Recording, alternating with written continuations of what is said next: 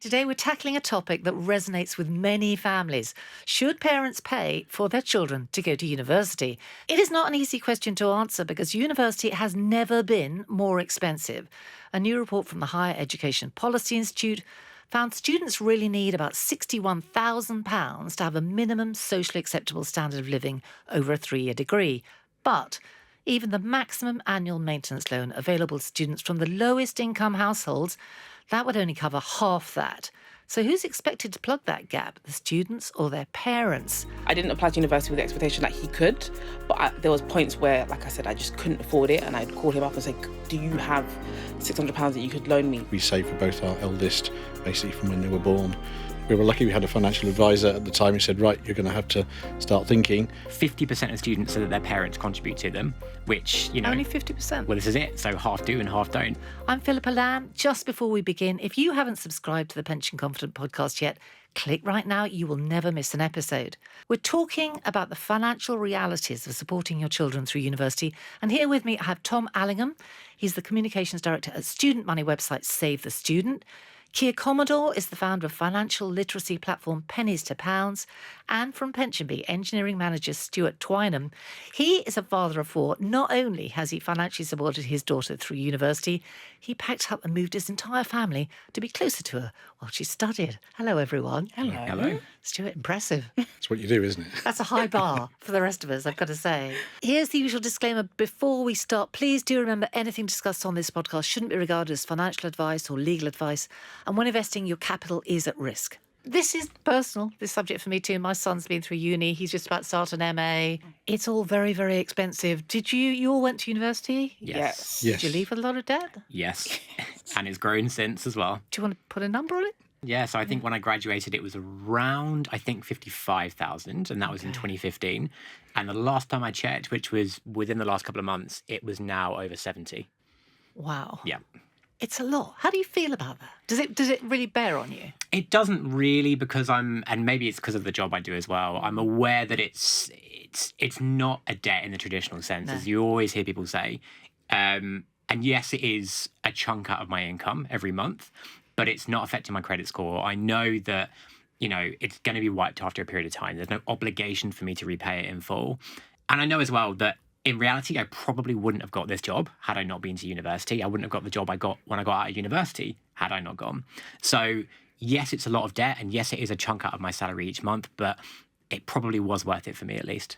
Yeah. Do you feel the same way? Good question. So I graduated in 2021, but it was delayed a year because of COVID. And for me, I think it's a big decision to ask an 18-year-old what you want to do with the rest of your life. Yeah. I had no idea. I was also the first in my family to go to university, so there was an added pressure on my back that there was no other option. So I went to university. I studied French and business because I didn't really know what I was going to study. It has come in handy, thankfully, but I didn't really know what I wanted to study. I've checked again, like you, in the last couple of months, and I think I'm close to like the 90,000 because I did a 4-year degree. Wow. And I had a lot in maintenance loan. Yeah. So it's a big chunk of money. And I'm in two minds. I've always said very openly that if I had my time again with the knowledge that I have, I probably wouldn't have gone down the degree route. I might have gone down to like degree apprenticeship or traditional apprenticeship route. I mean, it's great that I've got the degree, but I don't think it has as much of an impact in terms of what I'm doing at the moment. As you say, it's so hard to know at 18. Exactly. Particularly if you're first generation. Yes. Whose advice do you take? Job market looks like you've got to have one. Yeah. So off you go. I mean, Stewart, how was it for you? Well, very different. I was from a generation where it was usually a grant. I topped up a loan probably just over £1,000 in my final year, the first year of student loans. I remember it was a huge debate within university at the time. Right. We were all saying, oh, this is a terrible thing, this is a terrible thing. So I was one of the lucky ones, really.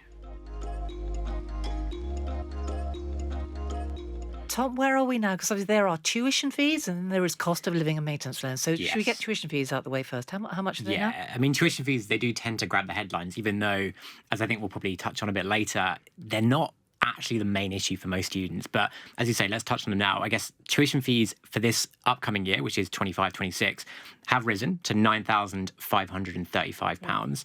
That is for most students. So it is free for students who are from Scotland and go to university in Scotland. Yeah.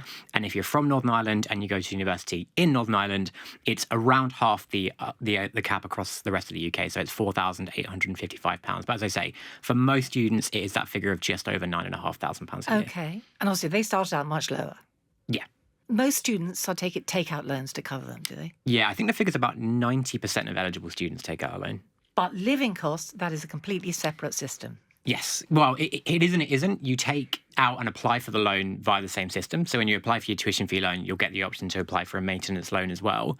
But whereas a tuition fee loan covers the cost of tuition in full, a maintenance loan won't cover. In most cases, won't cover your living costs in full. In a lot of cases, it falls almost below the level of half your living costs. Yeah, we're really going to get into that because that's the big issue, isn't it? And of course, these are loans, aren't they? Interest rates. How much are they charging now? Yes. So again, annoyingly, as with quite a lot of aspects of student finance, it varies depending on where you're from in the UK. But for students from England who are starting uni this year, so that's Plan 5 as it's known, it is now set at 3.2%. So that's the rate of RPI from March earlier this year. So that does vary. But the change that kind of came in with the Plan 5 compared to Plan 2 is that it's now just the rate of RPI. Whereas on Plan 2 in the past, it was RPI plus up to 3%. Now with just RPI, in effect, you're never going to repay back more than you borrowed in real terms, but it is still obviously growing. Okay, so a step in the right direction. Yeah, in some respects. One really important thing to note about Plan 5 as well, which is the new repayment plan for students in England that came in 2023, is that aside from all the other changes, the repayment term has now been extended from 30 to 40 years. So you now have to wait 40 years since you first become eligible to repay for that balance to be wiped. So for a lot of people, you're talking about pretty much the vast majority of your working life. So this is where the rubber hits the road. What is the average living cost for students compared to the maintenance loans they can get? Well, according to our research, the average student is spending just over £1,100 a month on their living costs. But the thing that I always try to say is that that's reflective of a very poor living standard. And this is including rent? This is including rent. So this isn't London? Yeah, in London, the average cost is maybe £200-300 a month higher than the rest of the UK. But as I say, that's not reflective of a good living standard. Students tell us that they skip meals, cut back on going out with their friends, all of these kinds of things. So, that's what you can survive on, but I wouldn't say it's what you should be surviving on. Okay, so we see the problem right there. There is a huge funding gap here.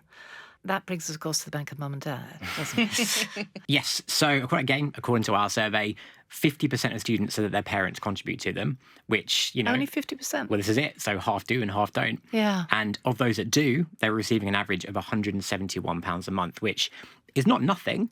But when you bear in mind that the shortfall between the average loan and, again, that very, very poor living standard living costs, in our survey, that's £504 a month shortfall. Parents are only contributing £171 a month. So that's still the best part of £350 that students need to make up from other sources. Yeah, and we'll get onto how they're managing that. But why don't you tell us how it was for you and your family? We made the choice that my eldest daughter wanted to go to university. It was easier to move house to actually be closer, so she could commute in. Where were you? So we were in a remote rural part of Scotland. We moved to the borders. She was studying in Carlisle, so it was a couple of stops on the train. So could be dropped off by mum, get to uni when she had studies. It was a much better experience. Could live at home. Not an ideal situation because that was when COVID hit. So that complicated matters further. But it did make a big difference. She was able to make friends, decide who she wanted to move in with for the second and third year. But it made a huge difference to start that off. So she was happy with that because obviously not all students would, choose to stay at home or indeed could stay at home. No, and she had the choice of different universities, but it just made sense and it just made it an easier start. We also had been saving for some time as well. I mean, we saved for both our eldest, basically from when they were born, putting in a small amount of money. We were lucky we had a financial advisor at the time who said, right, you're going to have to start thinking, get some money together. So we're putting something like £25 a month into a nicer price of a takeaway pizza, and that actually is enough to make up much of that shortfall. It's not perfect. My daughter still had to go out to work. She had several jobs through sort of the second and third year to bring that standard of living up. And you're right, it's otherwise you're into the skipping meals territory. How was it for you at university? You're not long out. I'm not long out. I'm from London and from East London, but I went to university in Coventry, and I did that purposely. I mean, it's amazing that your daughter wants to stay at home. I wanted the opposite. I wanted to enjoy, and I wanted to experience uni to the fullest, and I knew that staying at home wouldn't have given me that. So I moved out to Coventry, and my first year I lived in student halls. I think most students do. Yeah. That was very expensive. 6,000 to 7,000 for the year. I didn't have enough money, obviously, to pay that. So that was very difficult in first year. However, I made sure that I ate good meals. That was one thing that my dad said, you have to make sure you eat, because there's this obviously perception that students skip meals, or, you have packet noodles. That's what I didn't have. Hard to learn. So I was the person, you go to supermarkets and you find those yellow stickers. My dad taught me well. That's what I did. I made the most of all of that. But second and third year, I made a decision to find cheaper accommodation. So I moved in with friends, and my rent dropped down drastically to around £300 a month, which was amazing. Absolutely amazing. So I was able to save money for the first time in university. Interesting. And again, I was able to do more with my friends. I remember I started going on holidays then because I had more money, and I was working to obviously supplement the lifestyle, but I was able to do a lot more and put money into ISAs because of that drastic cut. Hi, it's me, Philippa, just interrupting for a moment to say a big thanks to all of you who've subscribed to the Pension Confident podcast. Our mission is to help you feel more financially confident, and we are thrilled with the community we're growing here on YouTube. If you haven't already done it, hit that subscribe button right underneath this video so you never miss an episode. Meantime, enjoy the rest of this month's conversation.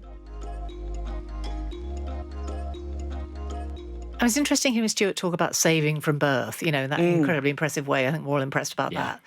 That's not really been a British mindset, has it? In the States, where people are paid for their education for such a long, forever, really. That college fund idea, I think it's really in the culture, isn't it?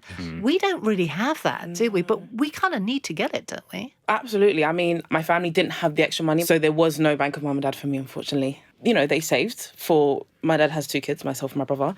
He saved for us, but it wasn't necessary for university. I think because he knew that we could get a loan, that he said, well, you can, there's support there, so you don't necessarily need me to do much. With the best will in the world, there's a kind of misconception, isn't there, about the loan system? You kind of think, there are maintenance loans. It's going to be okay. We don't need to fund this. But talk us through how the maintenance loans work, because it's not a lot, and the family thresholds of income are low, aren't they? They are, and that's a really interesting point. It basically works on a sliding scale across most of the UK anyway. But the minimum income threshold in England is £25,000. So if you have an income of £25,000 or less, you get the maximum maintenance loan for students with your living situation. And how much is that? How much do you get? So it varies depending on whether you're at home, away from home outside London, away from home in London. But just as an example, so if you're in London in this coming academic year, you'd get just shy of 14,000. Outside London, you'd get about 10.5 grand. At home, I think it's about 6.5, 7 grand. As I say, £25,000 or less is when you get that maximum loan. But that figure has been set since 2008.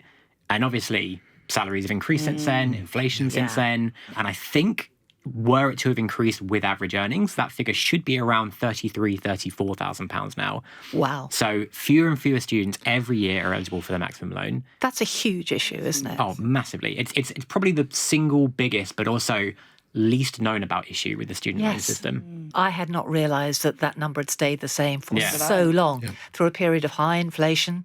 Yeah. So a massive problem for the students with the biggest need. Yeah, absolutely. I think because it's slightly past the point of being too complicated to really explain it in a compact soundbite. Yeah. And it's not particularly glamorous in the way that, tuition fees.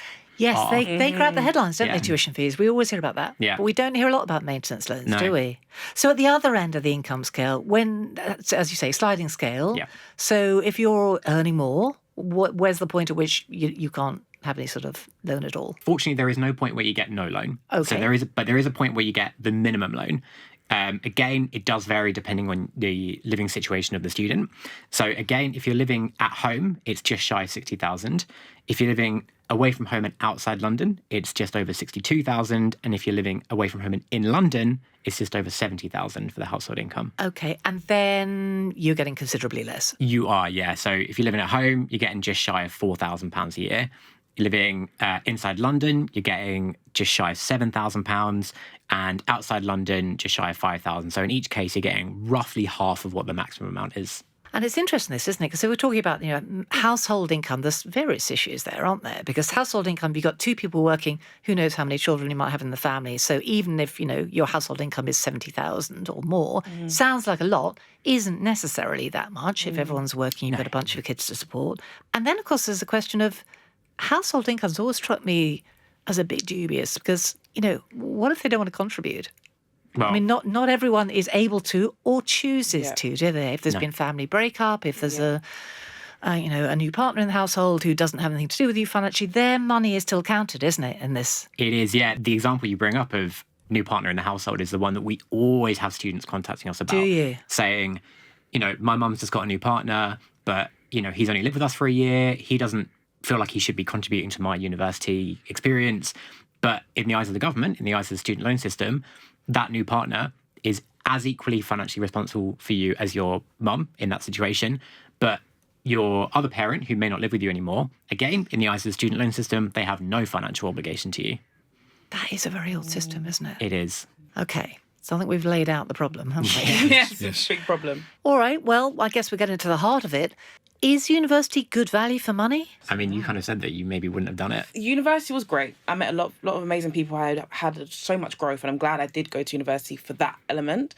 But in terms of my degree, if there's any consolation, I can speak fluent French now, which is great. Okay. But I mean, in Always terms handy. of great, but I don't know if it was worth almost 90,000. I don't know if it was worth that. Feels quite pricey. I think I could have got a Duolingo's private free. tutor. Yeah, I could have got a cheap others, way to do yeah. that. But I think it's the environment that you go to. So I went to a really good sixth form. I managed to get into a really good sixth form, one of the best in the country. And there was no other option presented to us other than university.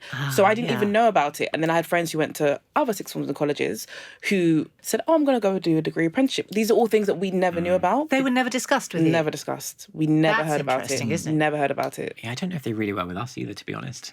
No, in our case, our son decided, obviously through COVID, going into S5 in Scotland and then looking at options, staying on to S6 Yeah. and where to go next.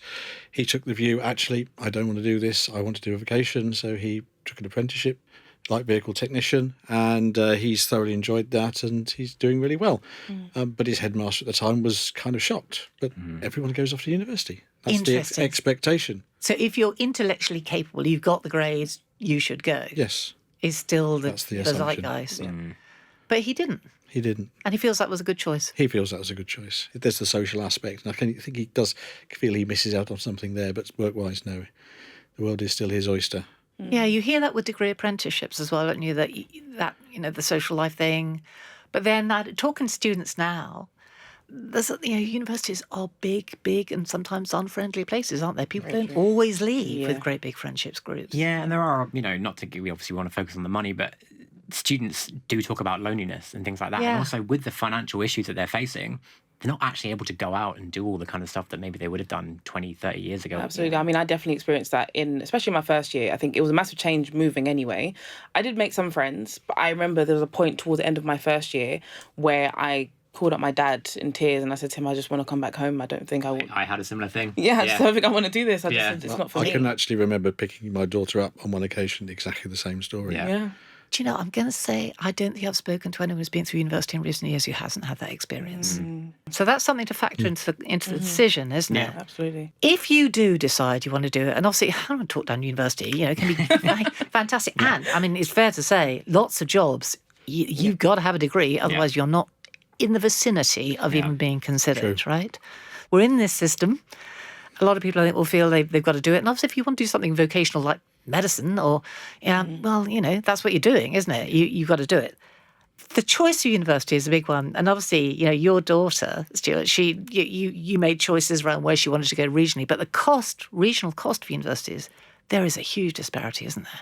I've got a bit of research on this, actually. It was so interesting. Does anyone want to hazard a guess at the difference between an average pint in the northeast of England versus London? So if we're thinking about living costs. I mean, I don't want to say that students are just thinking about that. It is a metric, I think. So what do we reckon the cost differential is? So we reckon London's, £7-8?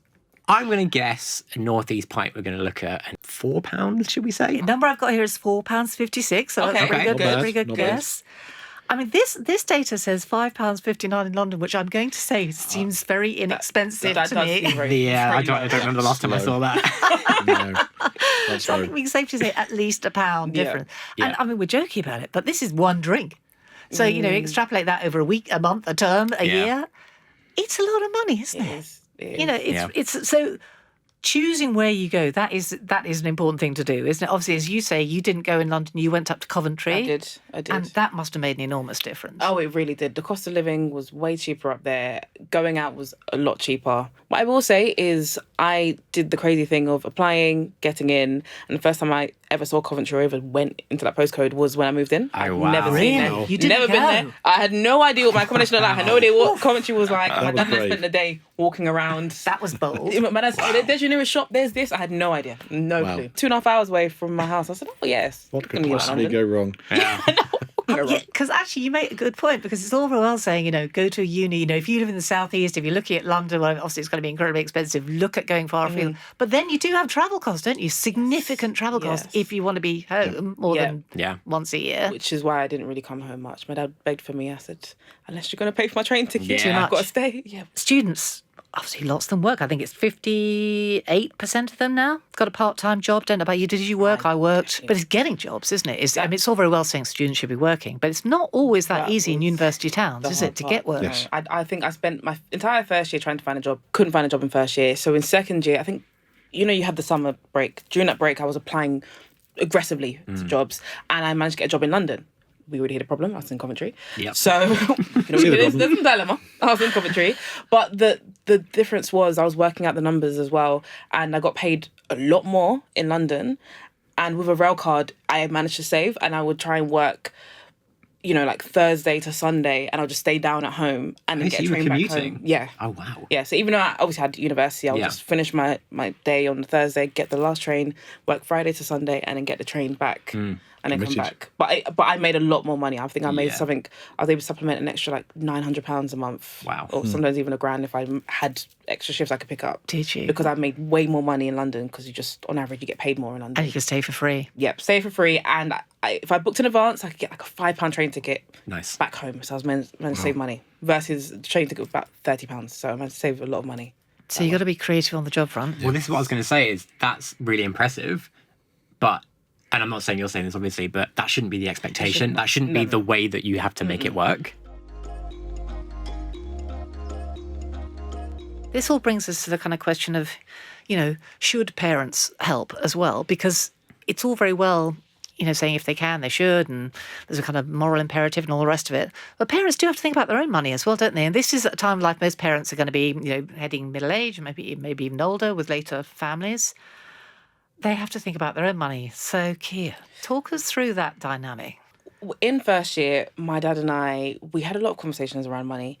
He didn't have the extra money to support me during university, and I didn't apply to university with the expectation that he could, but there was points where, like I said, I just couldn't afford it, and I'd call him up and say, do you have £600 that you could loan me because I need to pay my rent? And he just didn't have that. And I think in first year, obviously I'm 18/19, I didn't understand it, and I was very upset towards my dad that it felt like he wouldn't help me. Yeah. And then as you get older, and obviously now I'm a lot older, and I realised how much life costs and the expenses, and I had my younger brother that my dad was looking after, obviously, I realised that he just physically just couldn't afford it. We lived in London, he had a house in London, he's got all these expenses that you need to pay, and we already know if you're in London, it's just so expensive that there wasn't extra cash to help me out.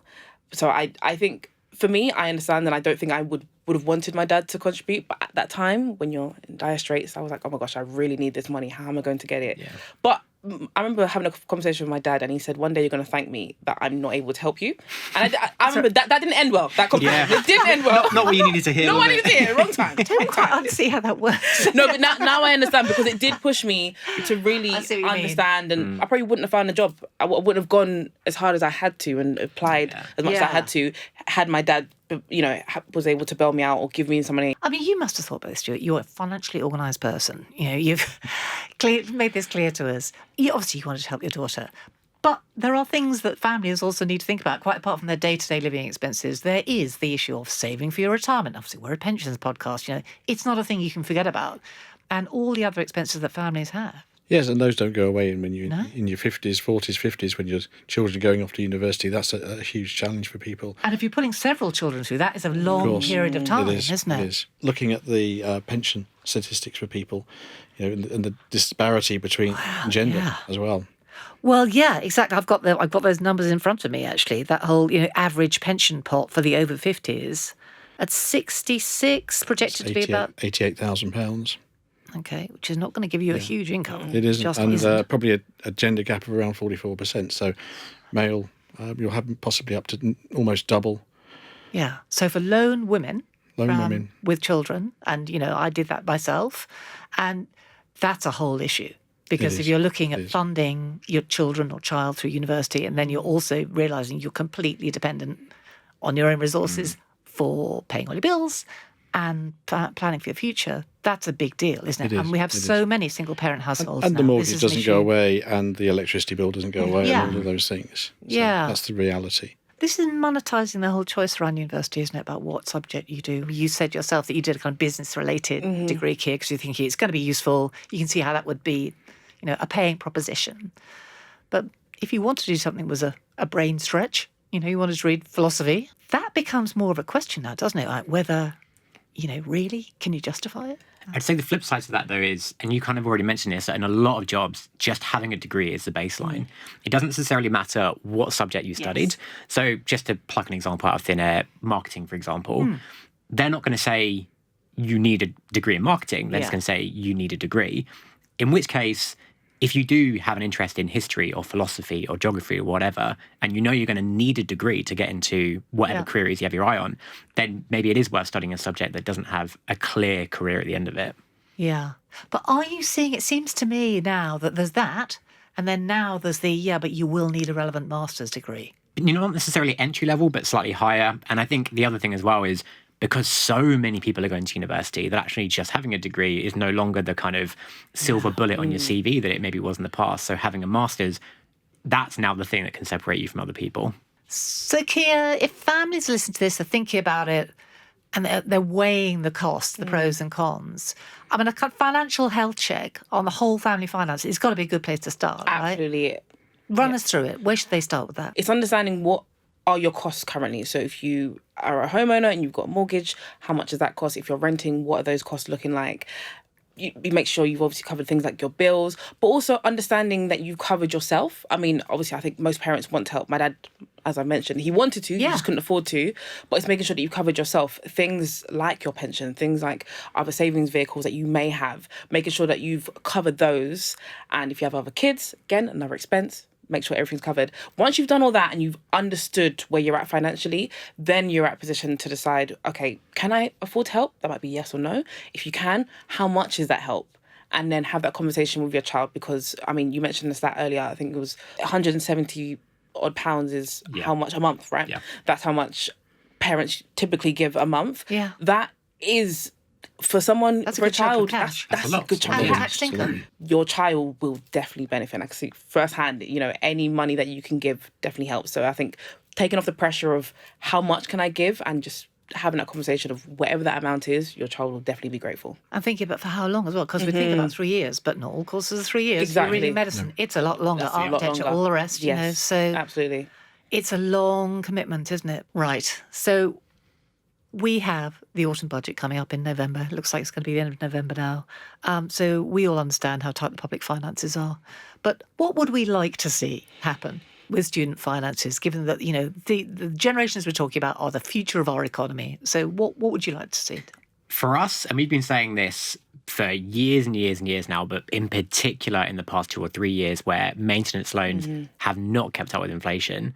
So in the last academic year, the maximum loan was, I think, £1,900 less than it would have been had loans actually kept up with inflation since 2021, I think it was. So much money, yeah. Which is huge. And that's for the students from the lowest income backgrounds as well. So they're the ones seeing the biggest real terms cuts. Yeah. So what we want to see is for loans to rise above and beyond inflation to close that shortfall. And it's worth saying as well that all we're asking at the moment is for loans to get back to the level they were pre-COVID, which even then they weren't enough. Yeah. So we're just asking it to get back to that level, and then we can kind of address other problems further on the line. But in the short term, it needs to get back to just that level. Because just the baseline of where it started out, Exactly. which presumably the government today thought was a reasonable place. Well, exactly. I think for me, the income thresholds, that's really, really Yes. important, because £25,000 when this starts to kick in, what is that? It's one parent potentially on a minimum wage and maybe somebody else working part-time. Suddenly you're out of that. You're starting to lose some of that money.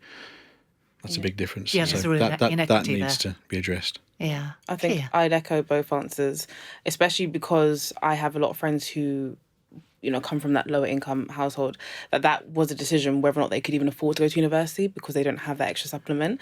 And if you think about all the amazing, great minds who perhaps might have missed out on that purely because of the financial aspect, I think we are doing everyone a disservice. Thank you very much indeed. Such a great conversation. I really enjoyed it. Thank you. Thank you. you. If you're enjoying this series, give us a rating and a review. It really does help us reach more listeners like you. And if you've missed an episode, that is no problem. You can catch up anytime on any podcast app, YouTube, or of course, if you're a PensionBee customer, in the PensionBee app itself. Next month, we're tackling a fantasy for many, but a reality for only a few, as we ask, who wants to be a pension millionaire? It is achievable, and we'll be exploring how to do it, from financial strategies to mindset shifts, so make a day to listen to that one. Just a final reminder, anything discussed on the podcast shouldn't be regarded as financial advice or legal advice, and when investing, your capital is at risk. Thanks for joining us. We'll see you next time.